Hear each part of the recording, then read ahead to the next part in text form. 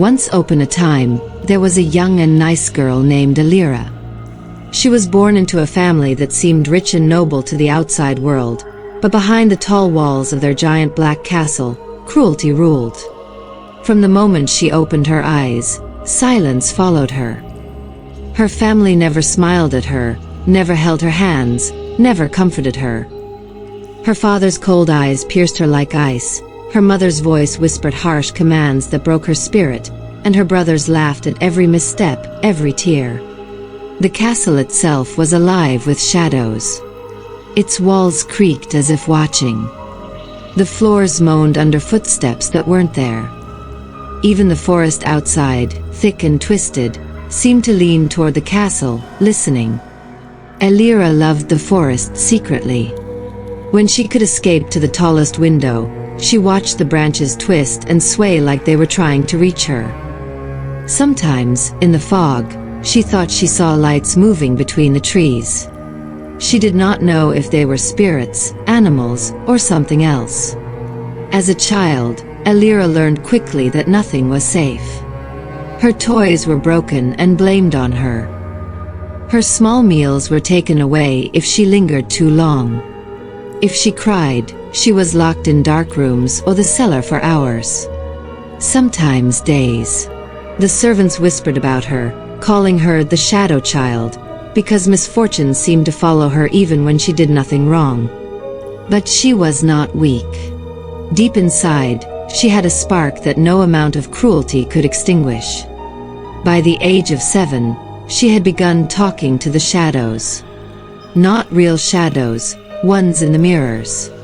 The mirrors in the castle were strange.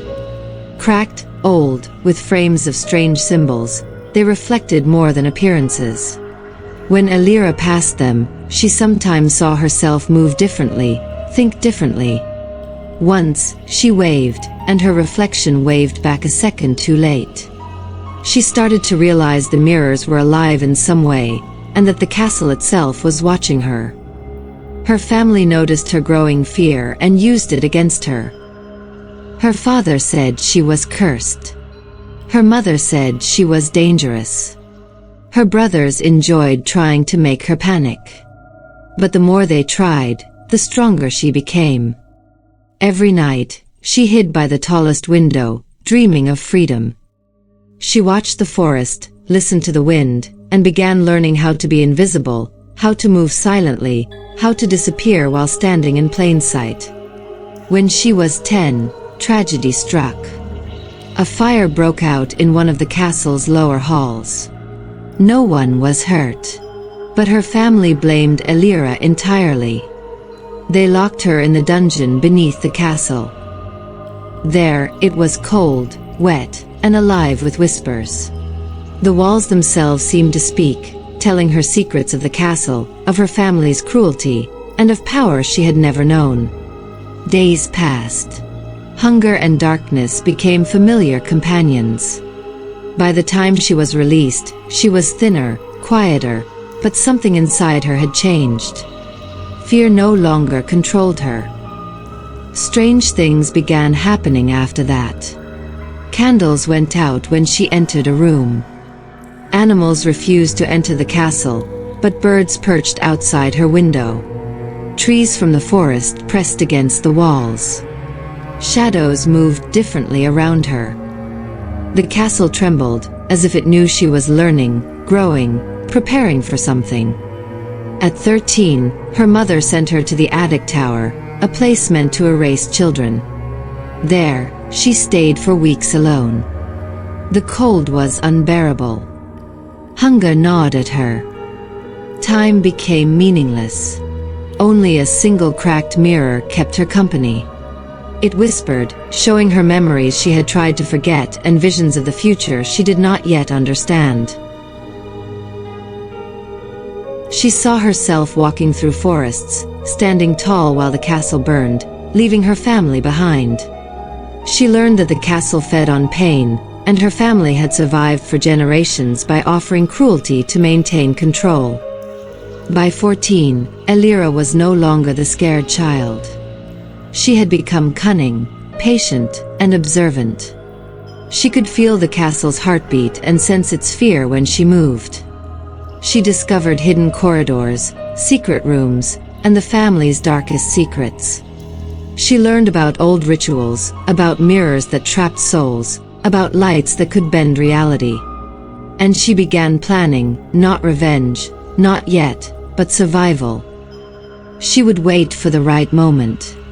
On her 15th birthday, the castle became more terrifying than ever. A blood-red moon rose. Her family, believing her curse had grown too powerful, decided to perform a ritual to trap her soul forever. Chains bound her hands. Candles surrounded her. Their whispers echoed like chants meant to destroy her. But the castle, the forest, the mirrors, they all knew something her family did not. The ritual began. Her family chanted, spoke forbidden words, and pressed their hands against her. But the moment they tried to claim her, everything changed. Mirrors shattered. Shadows poured from the walls. The castle screamed. Roots from the forest tore through the stone, branches ripping open windows, knocking over towers. Chains crumbled to dust. Elira stood in the center, untouched, her eyes glowing softly in the dark. Her family fell to their knees, begging, pleading. The cruelty that had ruled their lives for decades could not touch her anymore. The kind girl they had tried to break was gone. Something stronger had replaced her. Something that could walk freely through shadow and light. Elira did not feel hate, nor love. She felt clarity. She walked to the tallest window, looked at the castle one last time, and stepped into the forest. The trees bent around her, guiding her path. The lights she had seen as a child blinked through the fog, welcoming her. And just as suddenly as it had begun, the castle fell silent, broken, powerless. Years later, travelers passing near the old forest report strange things. Some see a young woman standing in a window of the abandoned castle. She does not smile cruelly. She does not punish. She watches silently, protecting those who are trapped in cruel homes, guiding lost souls toward freedom. Others say that if you listen closely, you can hear whispers through the trees, Elira's voice, telling children that kindness is never weakness and that even the darkest places can be escaped. The castle is empty now, but the shadows remember. The mirrors sometimes shimmer as if alive. And in the fog, the forest keeps moving, always listening, always waiting for those who need protection. And somewhere beyond the trees, Elira walks. The girl who survived cruelty, shadows, fire, and darkness. The girl who became more than human. The girl who watches and waits. Follow for more stories like that.